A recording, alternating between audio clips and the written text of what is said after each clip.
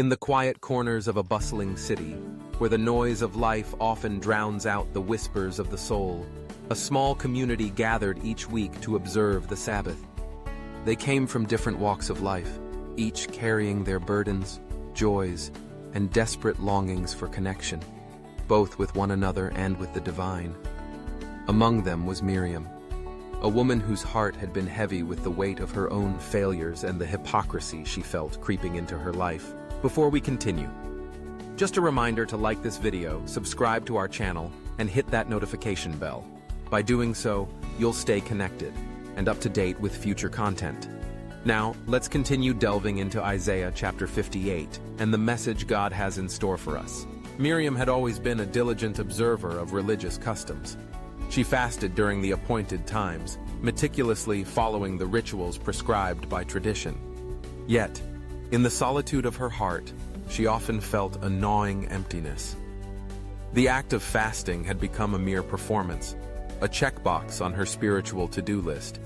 She would deny herself food, but her heart remained untouched, filled instead with resentment and judgment towards those she deemed less righteous.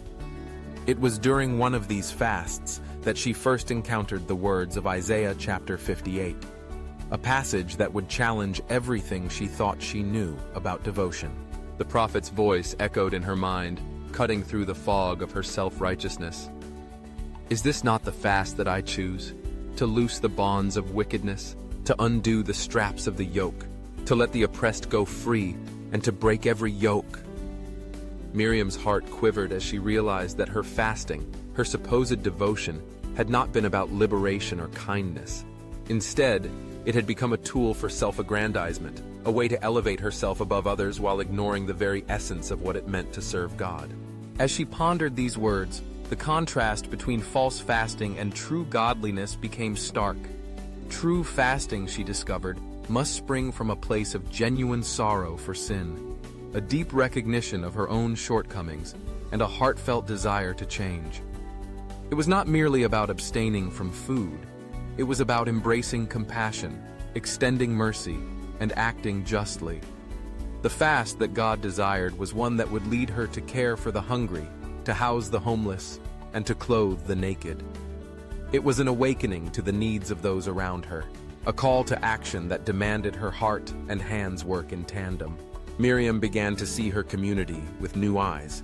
She noticed the elderly man who sat alone on the bench outside the market, his hands trembling as he counted small coins.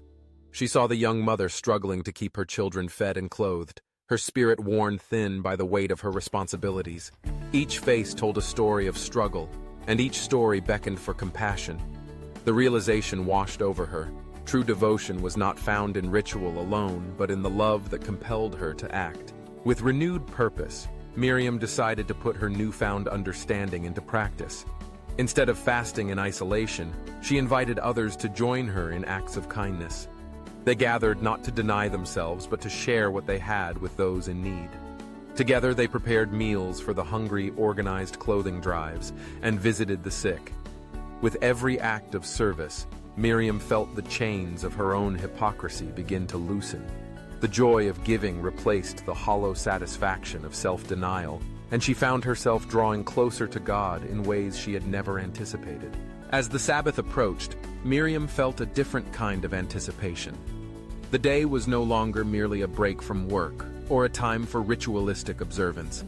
It became a sacred pause, a moment to reflect on the goodness of God and the blessings of community. The Sabbath was a sign of obedience, a reminder that God had set apart this time for rest and renewal.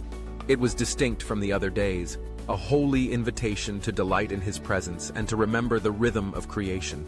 On that Sabbath, as she gathered with her community, Miriam felt a profound sense of belonging. They shared stories of how their acts of kindness had transformed not only the lives of others, but their own hearts as well. The laughter and warmth that filled the room were a testament to the joy that comes from genuine devotion. They sang hymns that spoke of mercy and grace, their voices rising in unison, a beautiful offering to the God who had called them to love. In the stillness of the Sabbath, Miriam reflected on the blessings that flowed from their commitment to kindness. She realized that when they acted out of love, they were not only fulfilling God's commandments, but also experiencing His presence in tangible ways. The divine blessings were not merely material, they were the deep-seated joy and peace that came from knowing they were part of something greater than themselves. The significance of the Sabbath became clearer to her. It was not just a day of rest, but a day to realign her heart with God's purposes. It was a time to remember that true devotion is marked by love for God and love for others. The Sabbath was a reminder that in the act of resting, they could find strength to serve, and in serving, they could find true rest for their souls. As the sun set on that holy day, Miriam felt a sense of comfort and joy envelop her.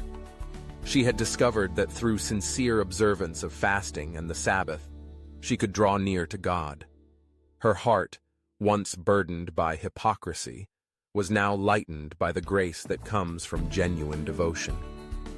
In the rhythm of giving and resting, she found not only her purpose, but also a deeper understanding of the divine love that calls each of us to live out our faith in acts of kindness and mercy. This was the fast that God desired, and in embracing it, Miriam had found her way home. If this message resonates with you, take a moment to praise our Lord. Type, "Glory to Yahweh," in the comments as a declaration of praise and glory to our Father for His infinite love, mercy, and patience for us. God bless you.